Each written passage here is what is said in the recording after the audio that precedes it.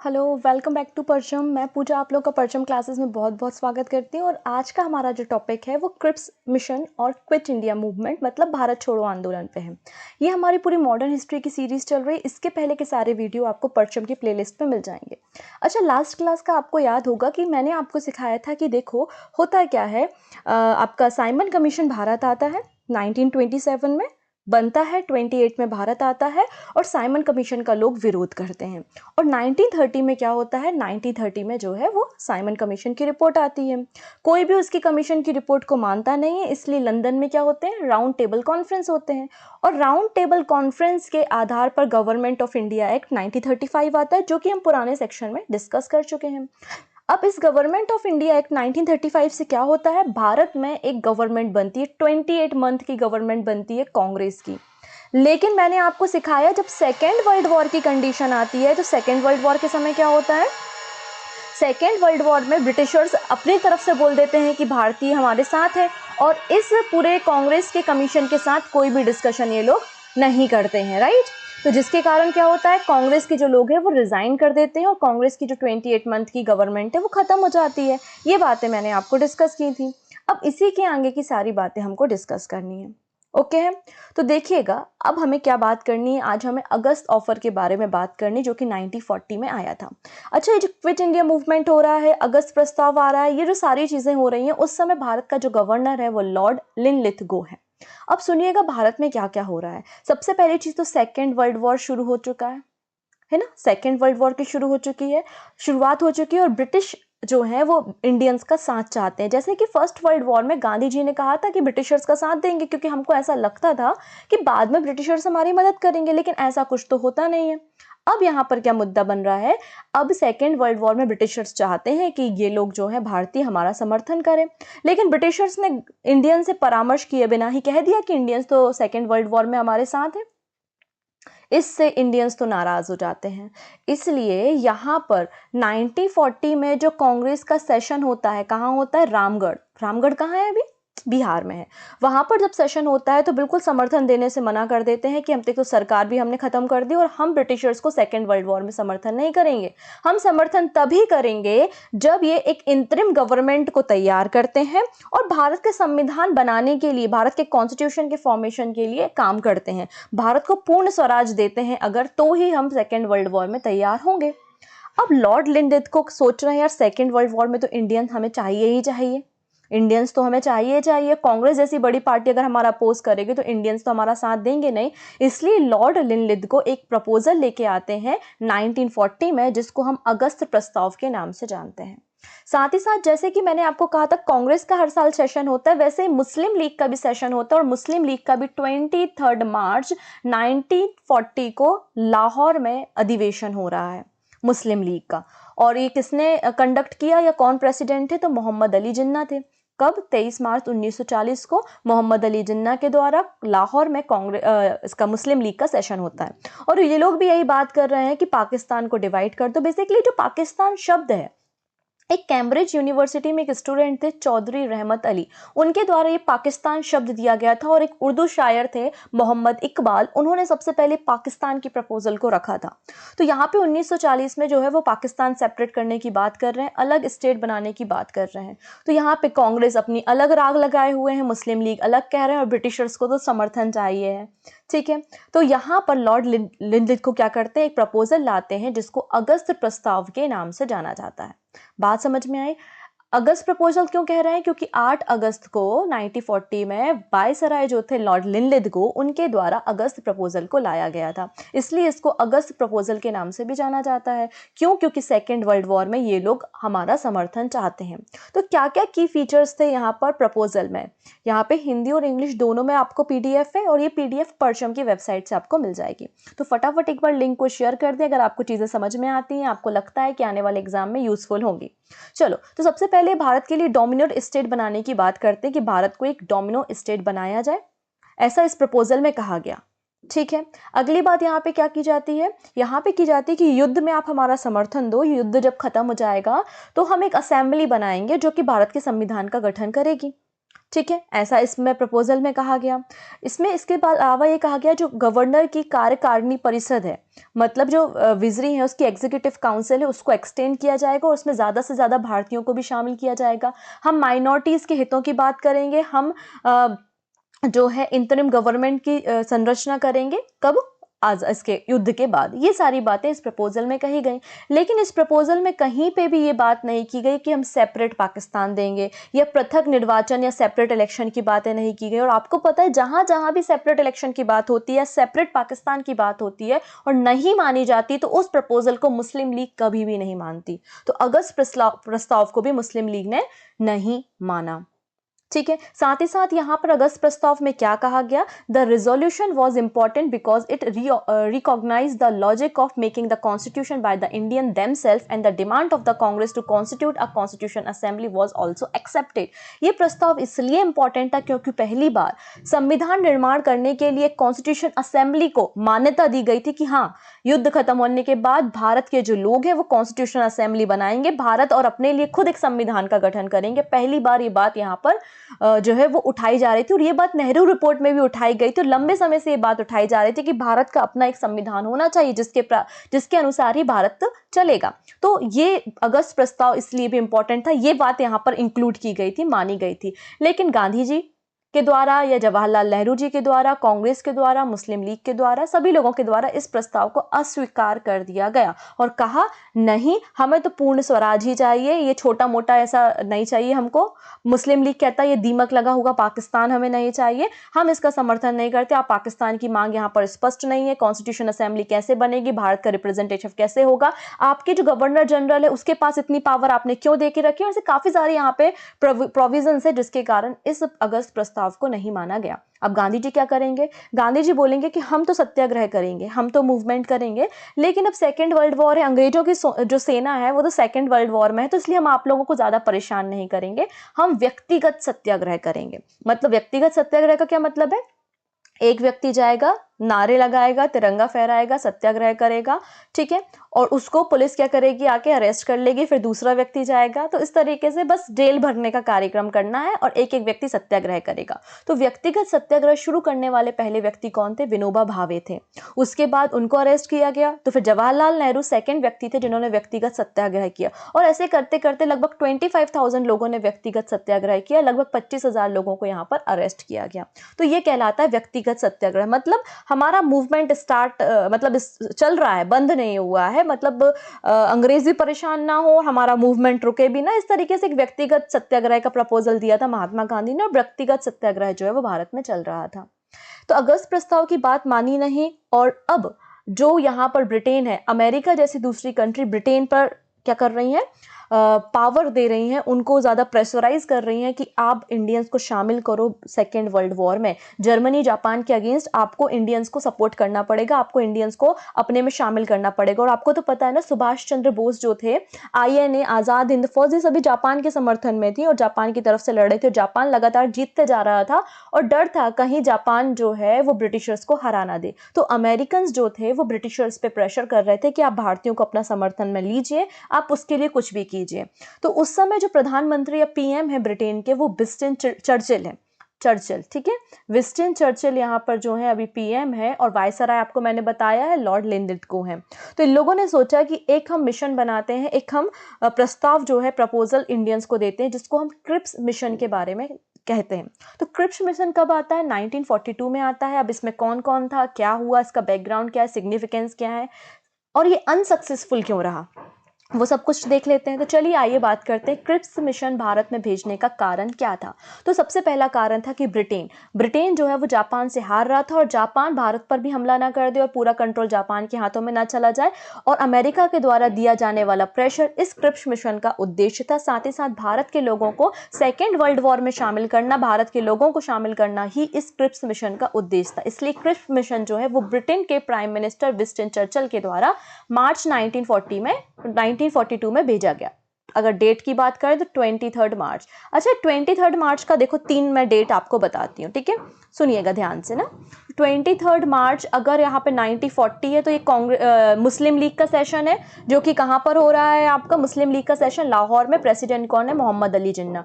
अगर यहाँ पे मैं बात कर दूं 23 मार्च 1942, तो ये क्या डेट है, क्रिप्स मिशन इस दिन भारत आता है। अगर यहीं पे मैं 23 मार्च 1943 कर दूं तो क्या हो जाएगा, इस 23 मार्च को पाकिस्तान दिवस जो है वो मुस्लिम लीग के द्वारा सेलिब्रेट किया गया। तो 23 मार्च और 1940, 42, 43 इस तरीके से आप यहाँ याद रखेंगे। अब ब्रिटेन के प्राइम मिनिस्टर कौन है, जो है वो विंस्टन चर्चिल है। चर्चिल के द्वारा मार्च 1942 में क्रिप्स मिशन को भारत भेजा गया, ठीक है ना। और इसके जो अध्यक्ष थे वो कौन थे, एक मेंबर ऑफ पार्लियामेंट थे, सर स्टैफोर्ड क्रिप्स, इसलिए इसको क्रिप्स मिशन भी कहा गया। ये जो डेडलॉक की कंडीशन भारत में बन गई है कि ना भारत में कोई गवर्नमेंट है, किस तरीके से शासन व्यवस्था चलाई जाए, गवर्नमेंट जो है वो ब्रिटिशर्स का साथ भी नहीं दे रहे, तो एक तरीके से डेडलॉक की कंडीशन हो गई है। उस डेडलॉक की कंडीशन को हटाने के लिए क्रिप्स मिशन जो है वो भारत भेजा गया था। बात क्लियर है। अब क्या यहाँ पर की फीचर्स थे क्रिप्स मिशन के, क्या क्या बातें यहाँ पर की गई वो हम देख लेते हैं। तो सबसे पहले देखो क्या बात की गई, यहाँ पे बात की गई स्टेटस ऑफ डोमिनो स्टेट। यहाँ पर बात की गई, चलो हम भारत को डोमिनो स्टेट की बात करते हैं, लेकिन ये क्या बात हुई, हम इतने दिनों से डोमिनो स्टेट चिल्ला रहे हैं, आप लोगों ने नहीं सुना, आप लोगों ने हमारी डिमांड को फुलफिल नहीं किया। अब हम बात कर रहे हैं पूर्ण स्वराज की, तो आप हमें डोमिनो स्टेट का दर्जा दे रहे हैं। ये तो वही बात हो गई, ये तो एक पोस्ट डेटेड चेक हो गया। महात्मा गांधी कहते हैं ये तो एक पोस्ट डेटेड चेक हो गया। जब हम इतने दिनों से कह रहे हैं कि हमें डोमिनो स्टेट का दर्जा दे दो, आप हम पे कंट्रोल करो, लेकिन हमारा अपना संविधान हो, तब आपने हमें बात नहीं मानी। अब हम इससे काम नहीं चलेगा, अब तो हमें पूर्ण स्वराज चाहिए। मतलब आपका ये जो क्रिप्स मिशन है ये तो क्या है, एक पोस्ट डेटेड चेक है, ऐसा महात्मा गांधी ने कहा। पहला ये बात इसमें की गई थी।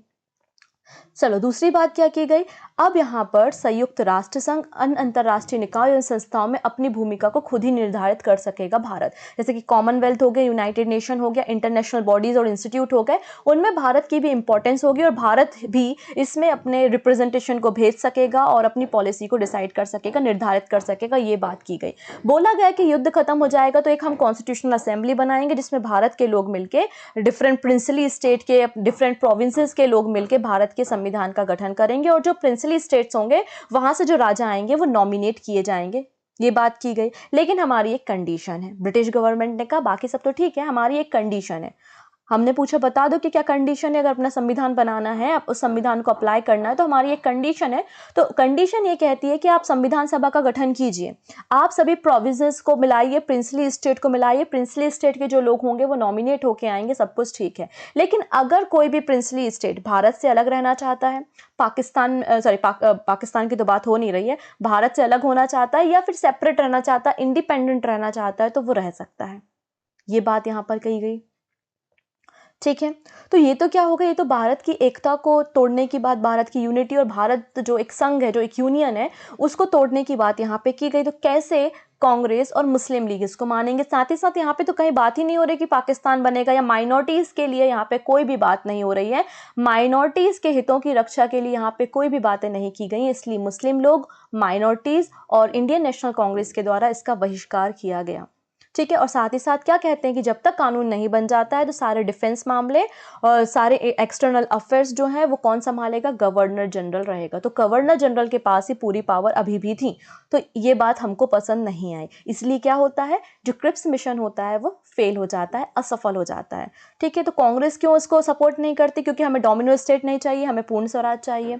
इसके बाद देसी रियासतों से, जो प्रिंसली स्टेट से आप नॉमिनेशन कर रहे हो, नॉमिनेशन नहीं चाहिए, हमको इलेक्शन चाहिए। आप भारत को तोड़ने की बात मत करो कि प्रिंसली स्टेट सेपरेट रह सकती, नहीं, उनको भारत में मिलना ही पड़ेगा। तो यूनिटी की बात यहाँ पर हो रही है, यूनियन की बात हो रही है, इसलिए कांग्रेस ने इस प्रपोजल का बहिष्कार किया। और भारत की तरफ से जवाहरलाल नेहरू और मौलाना अब्दुल कलाम आज़ाद जो है वो क्रिप्स मिशन की मतलब वकालत कर रहे थे। जो कांग्रेस के स्पोक पर्सन बोल सकते हैं, जवाहरलाल नेहरू और मौलाना अब्दुल कलाम आज़ाद थे, किसके लिए, क्रिप्स मिशन के। मुस्लिम लीग ने भी इसका बहिष्कार किया। रीज़न क्या था, पहले तो यहाँ पे एक यूनियन की बात हो रही है, यहाँ पे अलग से पाकिस्तान की बात नहीं हो रही है, माइनॉरिटी के लिए कोई बात नहीं हो रही है। साथ ही साथ यहाँ पर जो हमारा गठन हो रहा है कॉन्स्टिट्यूशन असेंबली का, वहाँ पे मुस्लिम लीग का क्या रिप्रेजेंटेशन होगा, ऐसा कुछ भी स्पष्ट नहीं है। मतलब पाकिस्तान मुस्लिम्स को लेके यहाँ स्पेशल कोई प्रोविज़न नहीं है, माइनॉरिटीज़ के लिए कोई प्रोविज़न नहीं है, इसलिए मुस्लिम लीग ने इनकी बातों को मानना शुरू कर दिया।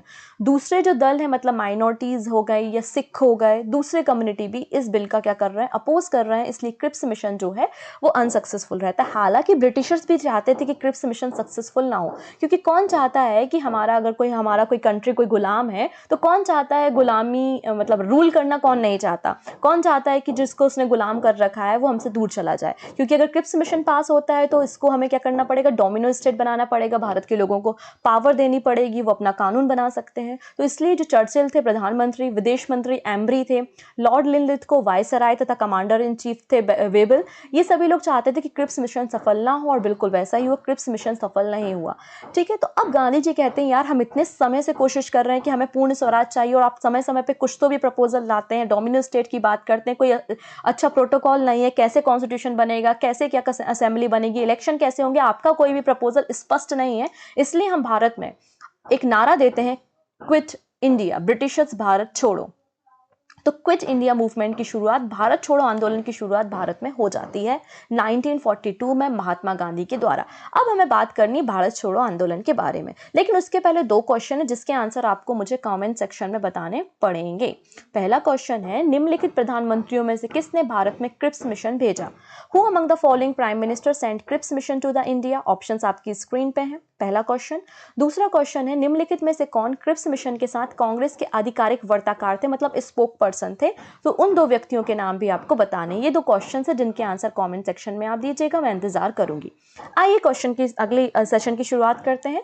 क्विट इंडिया मूवमेंट, भारत छोड़ो आंदोलन की बात करते हैं। अब देखो, क्रिप्स मिशन को तो ठुकरा दिया, इसको अगस्त क्रांति के नाम से भी जाना जाता है। तो ग्वालियर टैंक से जो है वो भारत छोड़ो आंदोलन की शुरुआत होती है, और ग्वालियर टैंक कहाँ है, मुंबई में है।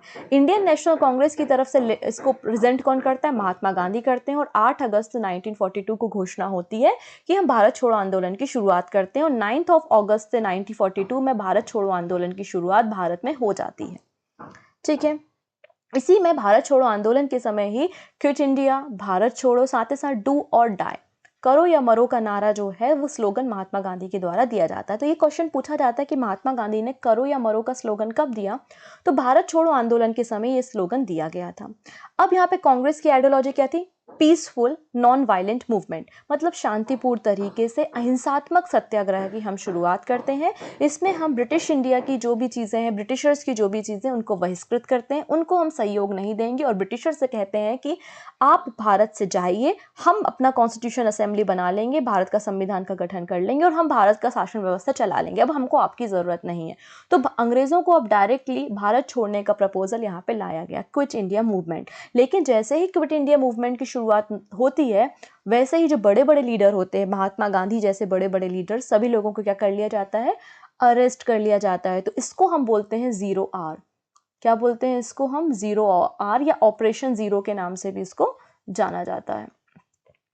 ठीक है, ऑपरेशन जीरो के नाम से भी इसको जाना जाता है। तो महात्मा गांधी को जैसे ही वो शुरुआत करते हैं क्विट इंडिया मूवमेंट की, महात्मा गांधी को अरेस्ट करके आगा खां पैलेस में रख दिया जाता है।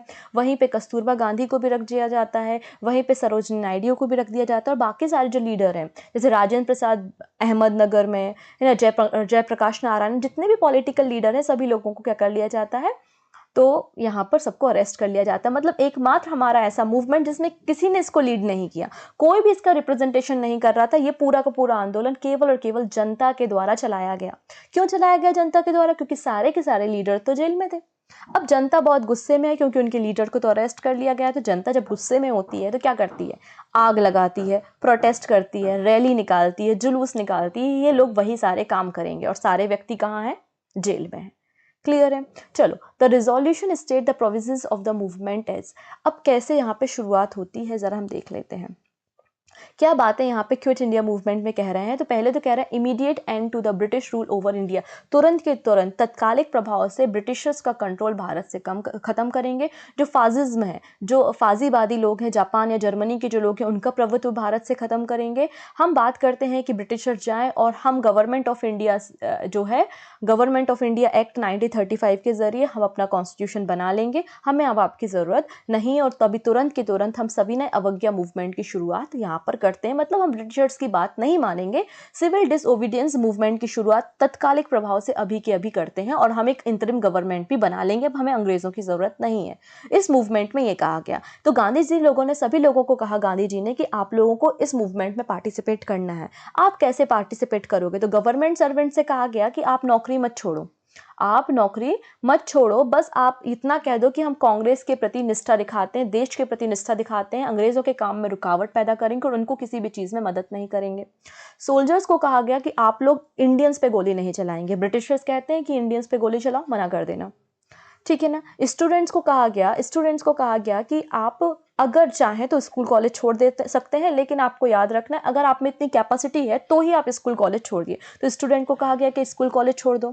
किसानों को कहा गया कि जो लोग हमारे समर्थन में है, मतलब आईएनसी के समर्थन में, उन लोगों को आप टैक्स दो, उन जमींदारों को आप टैक्स दो, लेकिन जो जमींदार ब्रिटिशर्स के साथ है उनको टैक्स देने से मना कर दो। डू नॉट पे द रेंट। जो एंटी गवर्नमेंट है उनको आपको रेंट देने की सॉरी, जो प्रो गवर्नमेंट है, जो ब्रिटिश गवर्नमेंट के साथ है, उनको आपको रेंट देने की या टैक्स देने की कोई ज़रूरत नहीं है। प्रिंसली स्टेट को कहा गया कि आप जनता को सपोर्ट करें, है ना, जनता को सपोर्ट करें, ऐसा प्रिंसली स्टेट को कहा गया, और आप निष्ठा प्रकट करें कि आप कांग्रेस के साथ हैं। तो ये सारी चीज़ें यहाँ पर गांधी जी के द्वारा की गई। अब रिस्पॉन्स क्या मिलता है?